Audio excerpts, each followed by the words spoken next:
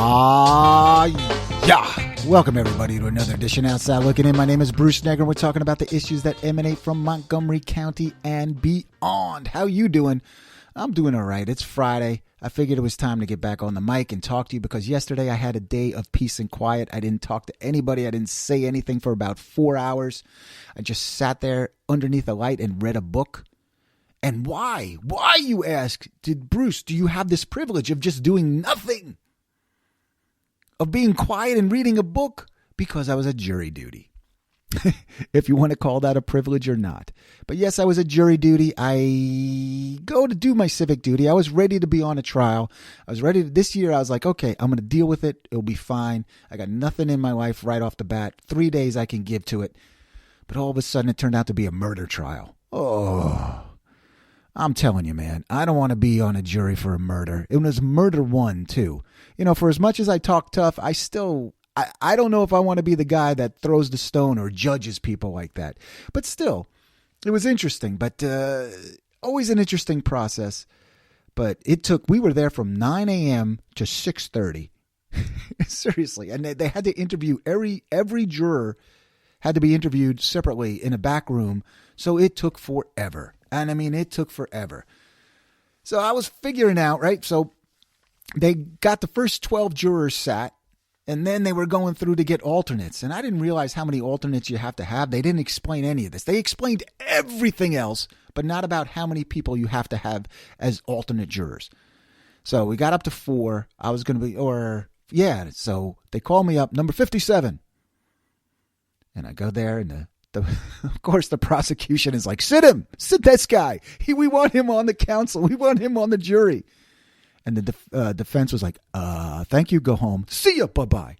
Because I'll tell you, I wasn't going to be upset if I was picked as 12th man, if I was in that 12-man box. But as an alternate, that would have been life-shattering. Life-shattering. I'm telling you, 10 days of sitting there and not really, you're going to have to pay attention. You're going to have to do everything, but you're just the understudy, the alternate. But again, I lucked out. I did not want to be on it. And I'll tell you, Montgomery County's got the most ridiculous system because it feels like if you're not on a trial, every year you get called. And it seems like every 12, 13 months you get called. But that's the story. I did it. They asked me a couple questions. They said, how do you feel about marijuana? I was like, let me tell you about marijuana. I'm against it. I'm against the legalization of it. And then they asked you about handguns. I said, all handguns should be off the streets. I don't like handguns. I don't think they're worth it. I don't think anybody with a handgun becomes a tough guy, right? I'll win this fight with a handgun. Right? You won't win it with your fists, but you'll win it with a handgun. Anybody who has that chance to lose their mind for a second with a gun in their hand is going to do it. And supposedly that's what this case was about. Drug deal gone bad. And the guy shot somebody. What am I supposed to say with that? Marijuana. Because let me tell you about marijuana, all right? The official smell of the United States right now is weed. I go out of my house down to the corner somewhere in Gaithersburg, weed. I'm in Nashville, Tennessee, weed. I'm in New York City, weed. Everything is weed. Enough, people.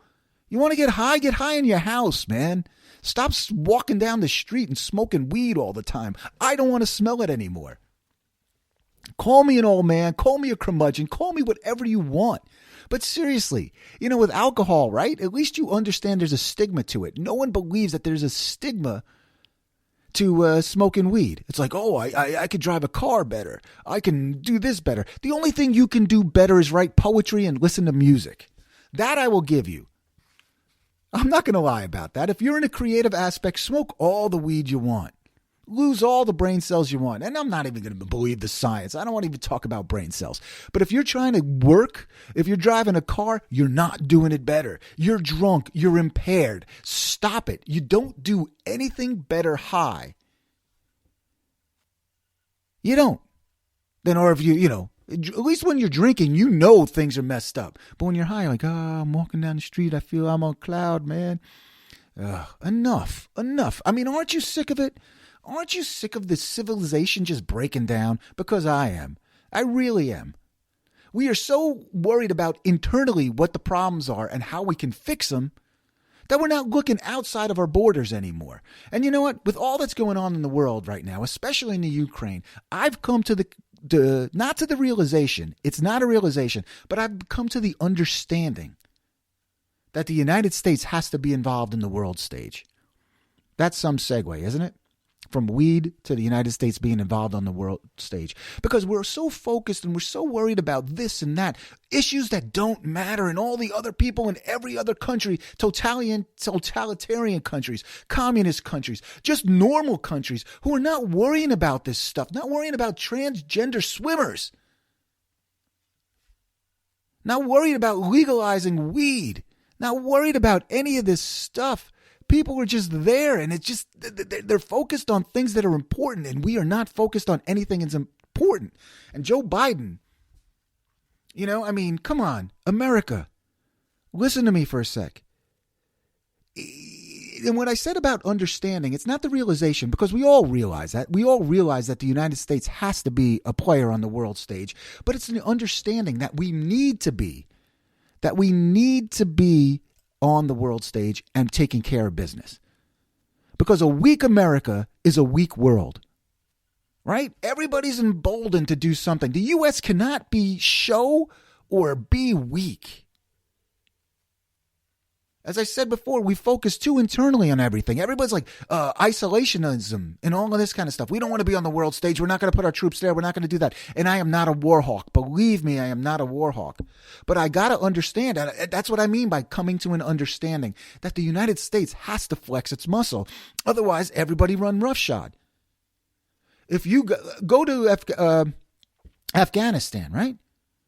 We announce when we're going to get out of the country. We announce the day that we're leaving. We got 5 more days here. We leave military equipment. We leave people. We leave everything there. Everything. I mean, we emboldened the Taliban to come in. We got into bed with the Taliban to run security. The last time that happened, the Rolling Stones talked to the Hell Angels at Altamont. That's exactly what I'm talking about. Anybody who understands that reference, I love you. Either you're history or you're old. But what I mean by that is you can't shake the hand of the devil and say you're only kidding. It's ridiculous. What happened in Afghanistan set the stage for the whole world.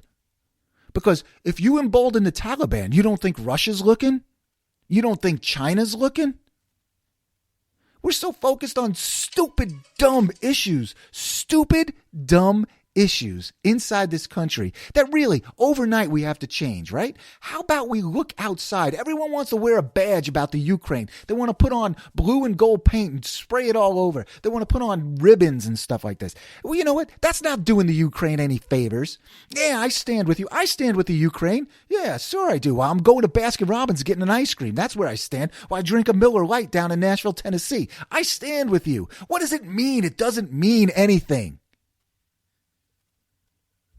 The United States, man, we got to get it together, and we got to show people that we mean business, that we're not going to back down.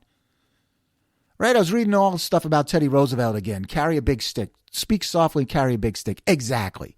If that's the way you want to do it, that's fine. There doesn't have to be any bluster. There doesn't have to be any bravado. But you better stand by your allies. You better stand by the people that you supported before. All of a sudden, right now, we're in bed, right? We can't get Russian oil, so who do we talk to? Venezuela. Venezuela was the devil about 5 years ago. And since Moderna was there, right?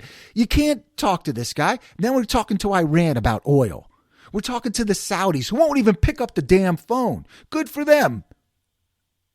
You want to yell and scream about all of this kind of stuff? Hey, the world is not clean. That's the thing that people have to realize. And this is all this stuff about tearing down statues and pulling down, besmirching Washington and Lincoln and all of these other people. The world is not clean, because if it is clean, nothing's going to get done. And then you just let the people who have not moved to our side, who are not the liberals, who are not the progressives, they're going to take over, because they're going to step on your throat. They're going to step on your throat. And until you realize that, then we got to stop being weak and stop being soft. We can't make announcements that we're leaving. We emboldened the Taliban. And all of a sudden, we don't think that China and Russia is going to look at that and make moves and do things. I don't really understand. I don't understand it. It doesn't make sense to me. We are so focused on what's unimportant. And in time, these things can change, but we got to change on the world. Oh, the U.S. is world leaders. Everybody wants to throw their support behind everything, but it doesn't mean anything. It's not helping. It's just showing weakness. It's showing weakness. And I'm not saying that we can't have social issues and social change, etc. Don't misunderstand what I'm saying. Don't misconstrue it, because we can have it. But when we focus all of our energy inward and not look outward, the balance of power shifts. And that is the problem. And then we're all worried about the Ukraine. But we're worried about it, and we're going to hold up a sign, and we're going to do nothing about it. Nothing about it. It's a tough situation. Don't get me wrong. It's a tough situation. I don't want to get involved in nuclear war either, and I worry about my kids, and I got young kids and all of this kind of stuff, and it's one of the few times in my life that I've been nervous, really, really nervous. But if you go back in history, right, everyone poo-poos history. Oh, history's boring. It's garbage. It doesn't mean anything. History means everything. And we don't even have to look back that far. Go back to Reagan, right? Oh, the old man, he's senile with Star Wars, and he's senile, and he doesn't know what he's doing, and all of this kind of stuff. But he wants to just build up nuclear weapons, and Genesis is putting out a song, Land of Confusion, about Ronald Reagan. Screw you. You know what? Screw you. Genesis, Phil Collins, can't even kick your wife out of your own home. Who's going on with you? But what I mean by that is people were scared of Reagan. They were scared because he said, let's build up and deal from strength instead of from weakness. And the United States, if you deal from weakness, you see what goes on. You're just going to paint out blue and yellow stuff and say, I'm with Ukraine. And what does it mean? What does it mean? It means nothing, nada, zippo, zilch. It doesn't cut the mustard. It doesn't take out the garbage. But on the flip side of this, Russia. This is what I want to talk to Putin about. I want to call him on the phone because he's my best buddy. I love Putin. Why did anybody think that this guy was a good guy? I'll never understand that either. Oh, Putin, he's my buddy. He's fine. He's a good leader. I mean, it's not that you can't trust the Russians, but you cannot trust the Russians. Because you still have enough people. You talk about racism. They're talking about Russianism, communism, the feelings of Stalin. He remembers, until generations die out. He remembers. He understands. He saw the Berlin Wall get torn down. He understands what Ronald Reagan was about. He was there. He was in East Germany. And he was like, help me. He was still just a spy at that time, and he was looking for help from the Russian army. And they're like, we can't help you, the Soviet army. He's like, we can't help you. So he's like packed up and went back home. But what I mean here is that, I don't even know what I mean here. But who trusted the Russians? Who trusted Putin? The guy's been figured out 19 different ways to not call himself a dictator, but president and premier and prime minister. Medved, right? I thought that guy was dead. He's back. The biggest lackey, the Putin lackey of all time, is back. He's in the paper saying death to America kind of stuff. I mean, there's no difference to it. There is no difference. But what I want to talk to Putin about is, how do you expect this to end? All right, you go into the Ukraine, you take it over, you have military dominance over the people. Do you think they're going to let you have that? Do you really think that this is going to be in Afghanistan as well? They don't want this. They don't want you. No matter how much you rule, you don't have enough. You do not have enough. You're going to have to destroy this place before you can take it over. It's going to be like Wall-E. It's going to have to be garbage and rubble and destroyed until you could say you'll have the land back, but you won't have the people, because you're going to have to kill every single one of them. Because I don't think there's going to be any Ukraine sympathizers to Russia, to Putin, to any of this. There will not be any sympathizer. But you know what the world's going to do? It's all going to sit back while everybody gets killed there. I used to think, right? Again, it's history, right? It doesn't mean anything. I used to think back. I go to the Holocaust Museum. I go to any of these places. It's like in 1938, how did we let Hitler do this? How did we let Hitler do this? This is how. Until it became to a point where everyone's like, oh my God, we better stop him. But this is how, because everybody just sat back and said, well, if we just keep the Russians appeased, if we just give them Ukraine, that'll be fine. But they're going to keep going, because if you don't show a backbone, if you don't show an opponent, it is the bully in the schoolyard. You got to punch him in his damn face. And again, it drives me nuts, because I don't want war. I don't want to fight. But there's a point where you're going to have to fight.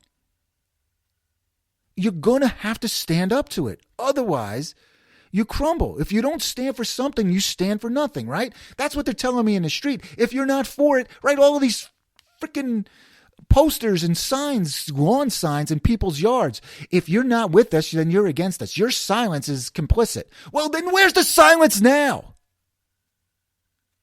Who's complicit now? We're worried about transgender swimming? And these damn people who are trying to survive. Think about that. Where are you and where are you being counted? Where's your sign now? Where's your poster now? I mean, it's so phony, it's not even funny. And national security. Let's talk about national security off the bat, too. We're so trying hard to be green. And listen to me. I believe in green. If nothing else, even if I don't believe in the science of green, which I do, but it's like, why not? Let's try to conserve. Let's try to reduce emissions. Let's try. How can it hurt? Right? How can it hurt? Because when I was a kid, in 1973, I'm at Penn Gilley Nursery School, and they're talking about ecology, and they're talking about conservation, and everyone's like, what do I know about conservation? Don Draper, still Don Draper's an older dad now, and he's like, shut up, give me a martini. But anyway, we talked about conservation, and now I see it. Bald eagles are back, right? Endangered species are back. I saw a bald eagle over Goody Road in Rockville.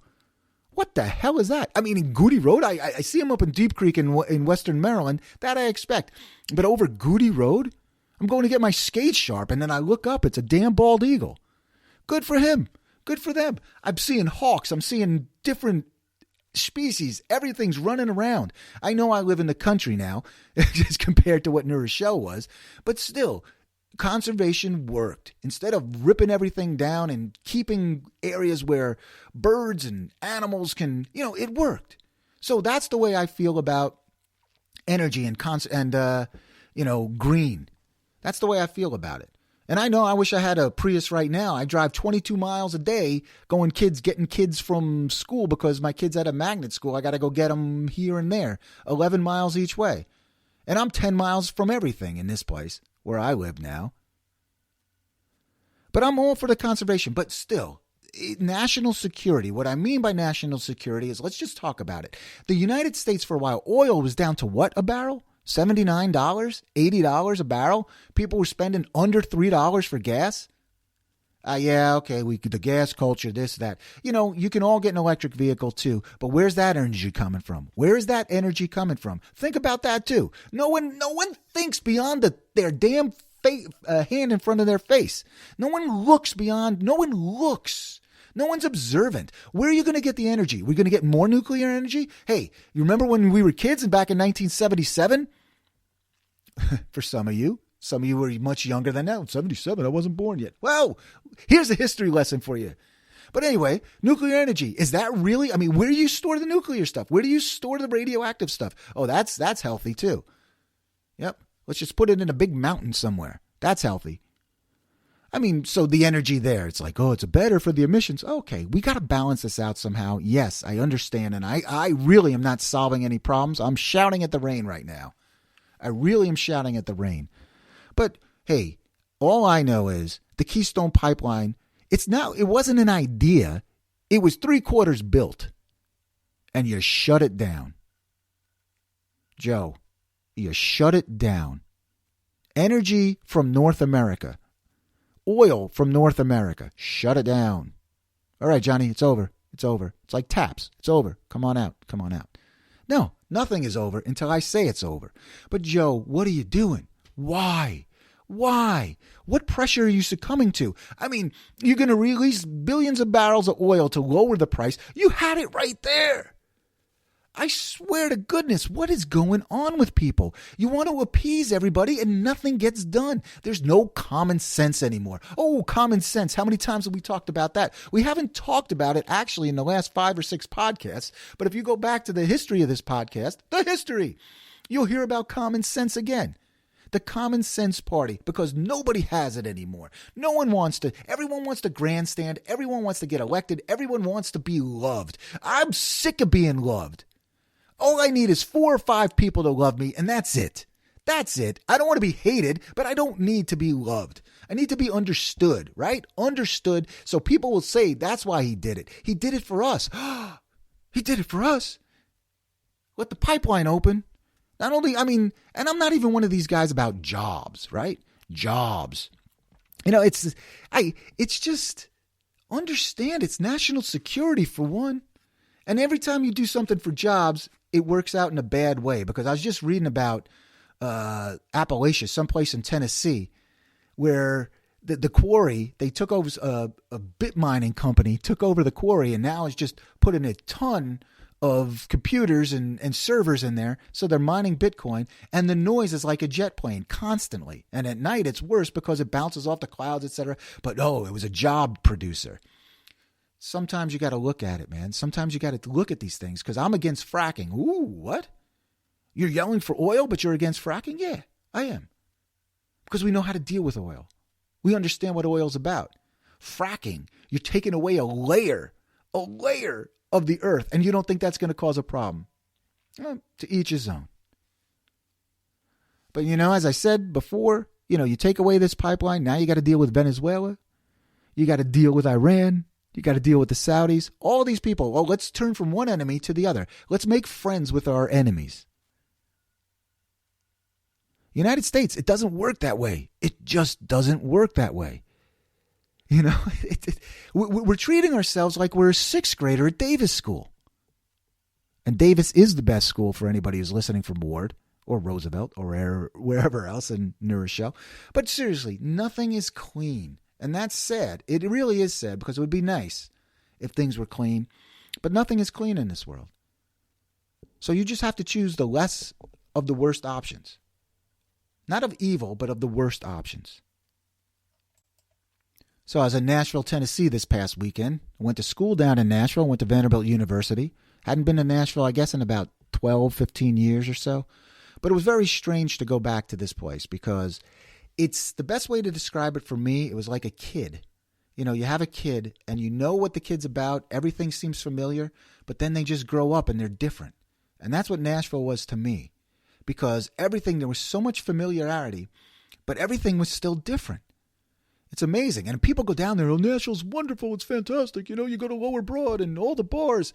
And I was like, did you come down here when you were in school? I'll tell you, in 1986, no one went down to Lower Broadway, because you'd get mugged. You'd get, stabbed with a heroin needle or something to that effect.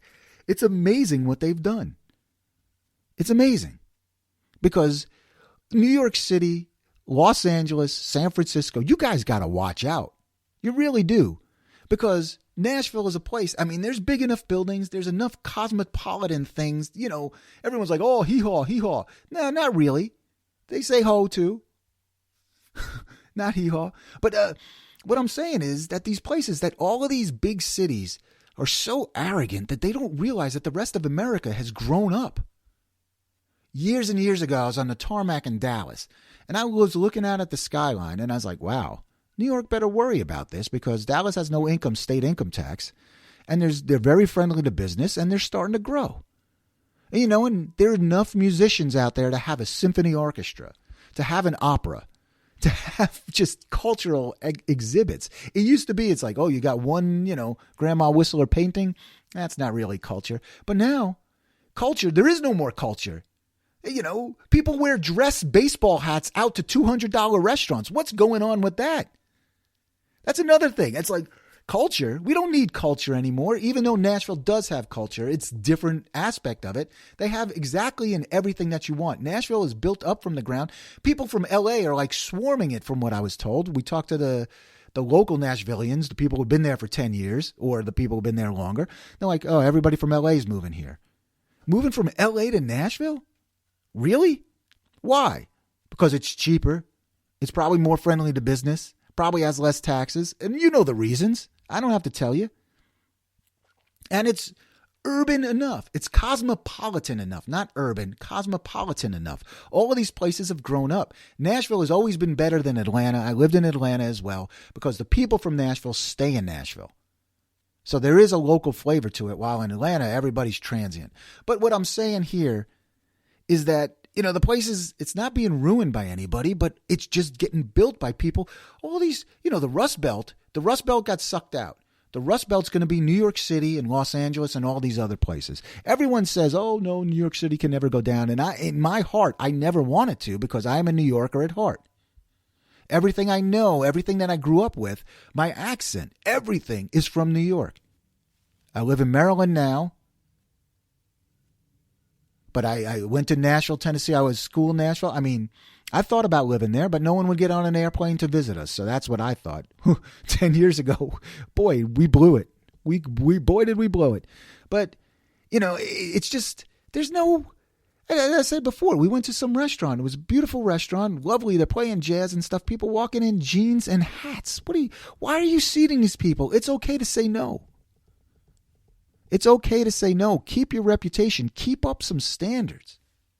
And this isn't about high class or anything or moneyed class. It's not about moneyed class, but it's about higher standards.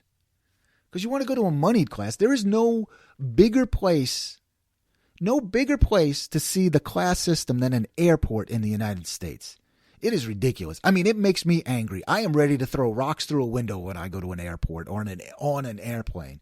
Now boarding first-class passengers and passengers who've spent extra money just to be treated as first class. Oh. Let's pull the curtain. Let's do all. I mean, you've seen it on television, on Seinfeld, here, there, everywhere. You've seen it. The Wedding Singer, all of that kind of stuff. Oh, we get champagne up here? Right? And it's like, what's the point of being first class on an hour flight? The flight was like an hour and a half, 2 hours. I'm going to be first class. Okay, wonderful. What are you getting? We're on an American Eagle thing here, and you're first class. Good for you. Spend your money. The lounges, the cash. It's just, first class. I mean, I'm a sucker. That's what I am. I suck because I didn't spend extra money for first class. But I guess if you got the money, what are you going to do with it, right? There's the trickle down. That doesn't work. Of course it works. A little bit at least. But the thing that I really saw in Nashville, the thing that struck me in Nashville, Tennessee, is the anger. I know I'm in a red state, and I know everybody there is probably wearing red and voting red and doing all this kind of stuff.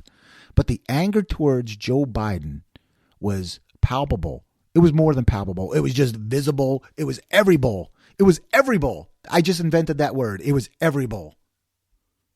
Because people were actually chanting the F word about Joe Biden, which I thought was really classy too. I mean, how is that classy now? All right? New York Knicks fans did that to Trae Young, the Atlanta Hawk guard. Show some class. There is no more class. But anyway, I digress on that. But what I want to say about Joe Biden is there's a real anger towards him. AOC can say whatever she's wanting. But the difference here now is the Democrats and Trump. You're going to say, Bruce, no one was angry at Trump? No, they were angry at Trump. The Democrats were angry at Trump. They personally hated Trump. Personally, in their bones, in their veins, in their blood, hated Trump. They hated the man. The difference that I felt here and what I witnessed is that people hate Joe Biden because they feel like he's taking away their country. It's not a personal hate. It's a business hate. It's not personal. It's just business. They feel like everything that they believed and whatever they grew up on, grits and understanding, is being ripped away from them by a Democratic situation and Joe Biden. That's the difference. The country's being taken away from them. They don't have personal hate, or I don't feel like they do, to Joe Biden. But they, the Democrats, it was all, and the progressives and all of that side, everything was so Trump blinded. They hated the man that they didn't even see that some of the politics worked. That some of the policies, not the politics, the policies worked. They didn't even see that because they hated the man so much. And you got to talk to me about Joe Biden here, all right? You really do. I voted for him. kicking myself right now. Well, I'm not kicking myself because I didn't have the hate for Trump that everybody else did. But what I had the hate for was the fact that he thought he was king. That he could pardon 67 people, 100, 200 people. That, anybody who helped him dealing dirty. It's like he would have pardoned everybody if he could have. He would have pardoned everybody at Watergate if he could have. Can I pardon myself? I mean, I can understand some of that hate, that ego. But I mean, they were so blinded that they didn't see that some of the policies work. So we're going to take down every Trump policy and see what happens. You opened up a vacuum. And now Russia, China, everybody.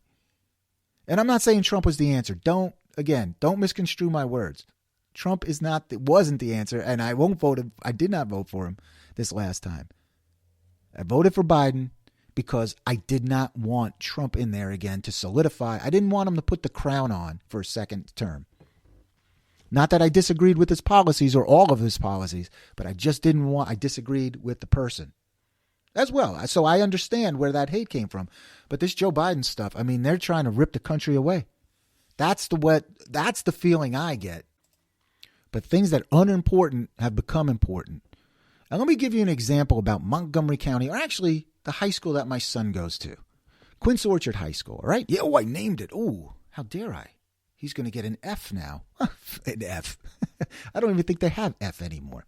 But what I'm going to say here is they said, okay, we're going into the last half of the year. We're in the second semester, last half of the year. So we're going to institute our tardy policy again.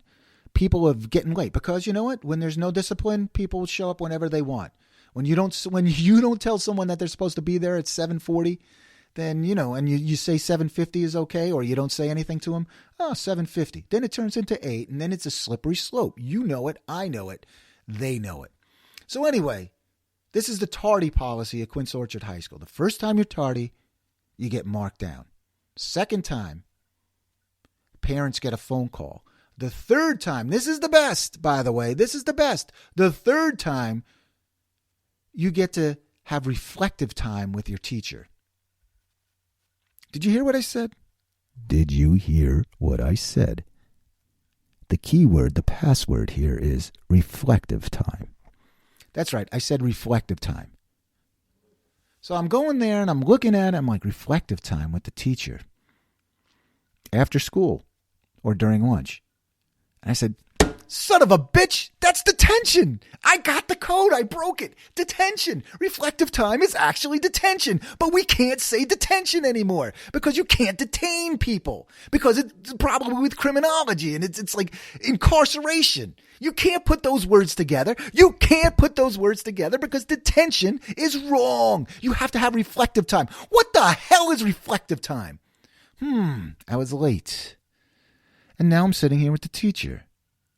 But it's not so bad because no one's yelling at me. No one's making me write on a chalkboard. No one's giving me extra homework. No one's doing anything. I'm just sitting here and reflecting that I shouldn't be late. It's nice. It's nice. It's like me at jury duty, reflecting. Maybe I could read a book. Maybe I could have a sip of wine. Reflective time. Get tough, America. Get tough again. You got to be kidding me. It was called detention for 167 years. Bart Simpson got detention. Why can't my son? Because I asked Ryan about it. I said, Ryan, reflective time, right? He goes, oh, yeah, detention? Right? The first words out of his mouth were, oh, detention? But no, we got to protect people. We got to be soft. And again, it's not about snowflakes. I don't know, but we cannot... Just calm down, all right, Bruce? Calm down. But we cannot take away the base layer of this kind of stuff. Reflective time. Seriously, I wish I had reflective time. I want reflective time now when my kids are yelling and screaming when they won't go to bed. When I'm sleeping at 10 o'clock and they're staying up till 11. That's when I want reflective time. Right? But it's just, come on. Focusing on the unimportant. Internally, we are focusing on the unimportant. We are so worried about hurting people's feelings and upsetting people that we're letting the Russians walk into the Ukraine. Right? Now that's real. That's real. And I believe in mental illness. I believe in bullying and all of this kind of stuff. But there are certain things that are not being bullied. And people cannot take offense to detention.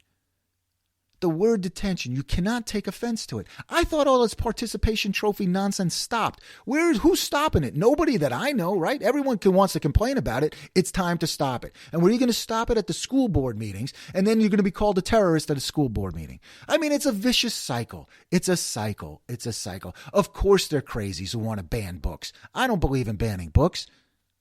But there are age-appropriate books that shouldn't be read, or someone has to discover, not have it pushed on them. How about that? There's the answer. There's the answer. I answered the question about that. There are things you can discover that doesn't have to be pushed on you. I had someone come up to me the other day and say, English class is all about race right now. And I said, when I was in English class, it was about the classics and it was about baptism. The water is a baptism. That's what English class used to be about. But now it's about race. How are we going to be America if we're all separate? You know, we might as well go back to the states. States' rights, right? That's not what the Civil War was about. Well, that's what it's going to come down to. States' rights. Everybody's rights. You know what? You got to check your rights and the firearms at the door, because it's time that we all figured out a way to be individualistic, but maybe we should fit in first. And if you don't want to, see ya, bye-bye. There's the catchphrase. See ya, bye-bye. My name is Bruce Negrin. The program's called Outside Looking In. I've ranted and raved enough. And really, this time I mean it. I'm not kidding. I'm not kidding on this one. If you want to get in touch with me, Bruce Negrin Radio at yahoo.com, Bruce Nice at yahoo.com. Find the Facebook page. Do all of that social media garbage. But do like and subscribe. You don't even have to like it. Just subscribe. I don't care if you like it or not, because I'm not looking for a pat on the back. Just subscribe and listen to the voice of reason every once in a while. You got me? And next week, we're going to talk about par-baked pizza from Lido Pizza in Deep Creek, because someone is very, very, very upset about that. And they said, you should talk about that on your show. I just don't want to go on for another 7 minutes. So you got it? I'm there with you. Program, once again, is called Outside Looking In. My name is Bruce Negrin, and I will talk to you next week. Hit it!